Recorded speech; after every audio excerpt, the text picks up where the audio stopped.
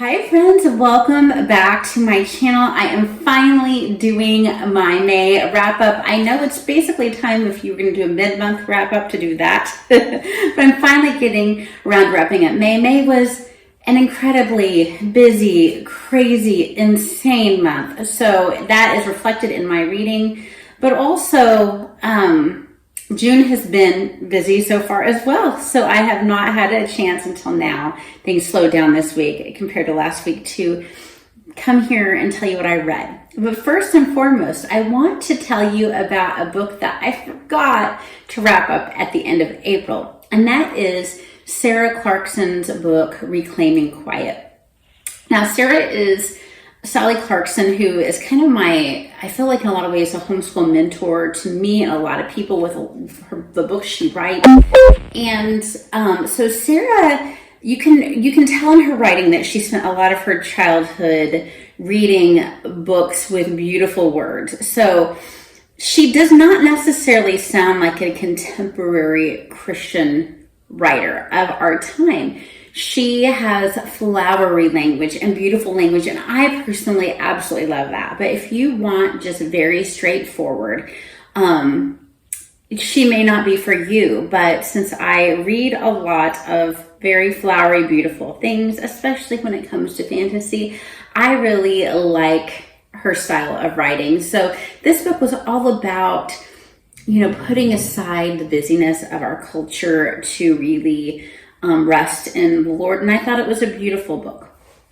All right, now, my very favorite read of the month, I will start with first, and that was A Tree Grows in Brooklyn. You guys picked this for my April TBR. I did start this in April, but I didn't finish it into May. So A Tree Grows in Brooklyn is about this beautiful family.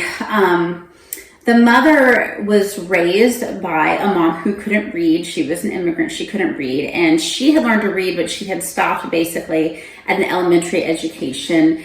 Met a very charming man, got married to him. He loved her. She loved him. They got pregnant very quickly. And the dad proves to be someone who is very unreliable and is drunken. But the mom, Katie, is very committed to raising her two children with an education and with a sense of purpose. And so she reads them Shakespeare and the Bible every night until they're old enough to read it to themselves. And then she requires them, and they read the Bible and all the Shakespeare plays over and over again. And we follow the oldest daughter primarily in this story, and she has the determination that she is going to make it in this world and that she is going to get an education. And it's beautiful. It's beautiful. It's an honest portrayal of life and the early 1900s and just trying your best to make it and to be someone who is not just getting by. And that's what this family is. They're just barely making it. They're barely making it. So I love the way that the writer brings us into this very believable and poignant story. And I love the way that you can relate to different characters. There are so many interesting characters in this book, like Katie, the mom's sister, is her mother. We deal with different things. There is a short sexual attack on a character in here, and it doesn't go as far as the word that you can't say on YouTube without getting in trouble, but it is somewhat descriptive. So just be warned of that. It's just a very small part of the book, though. All right, and my daughter and I read Animal Farm together by George Orwell. I actually have not read this before this read. It was not something I read in high school, And of course I was familiar with it, but I love this. I had tried to read 1984 before and I DNF'd it because it was just not the right time. It was stressing me out too much to read that particular dystopian novel. And this is, you know, the animals on the farm take over.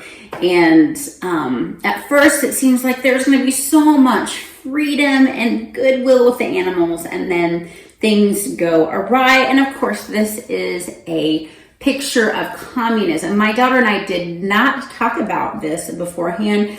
She picked up on every little bit of it. She's 15. She'll be going into her sophomore year of high school in the fall. And I was very impressed that she understood right away that this was about communism, and she really got it. It was so much fun to read it with her. All right. Then this nonfiction book by Cindy Rollins, Beyond Mere Motherhood. Now, I have read Mere Motherhood by her and loved it. It's kind of her story of homeschooling. I love how she is just so honest about her flaws, how things didn't always go well. But this book is about kind of what you hear in the homeschool community, mother culture, and about educating yourself as a mother from different facets of and improving yourself. So the tagline is "Moms are people too." So it was very enjoyable, and I really would recommend it to any mom, but it's especially, you know, she's kind of speaks to homeschool moms a lot because she was one, but I think you would benefit from it even if you are not a homeschool mom, moms of every background. All right, my son, my youngest son, who's 10, and I read this together. This is Animal Ark by Ben M. Baglio, and Foals in the Field is this particular book. So this would be a fun book for people, for kids, of course, that enjoy animals and maybe have an interest in being a veterinarian. This little girl's dad is a veterinarian, and she gets involved in, you know, these horses and this family that is trying to save their farm from being sold from the patriarch and the family and prove that they can do it. And there are some health challenges with some of the foals that are born. I find it to be a little bit too much dialogue. It's definitely was cute, and my son really enjoyed it, but as I have learned from people like C.S. Lewis, the best children's books are the ones that are super enjoyed by adults too. So it was nothing quite like the second book in the Incorrigible Children of Ashton Place by Maryrose Wood, and that is The Hidden Gallery. I talked about this in the last couple videos because we are continuing with the series. I'll talk about in my June wrap-up, wrapping up book 3, and we are currently on book 4, but book 2 is what we finished in the month of May.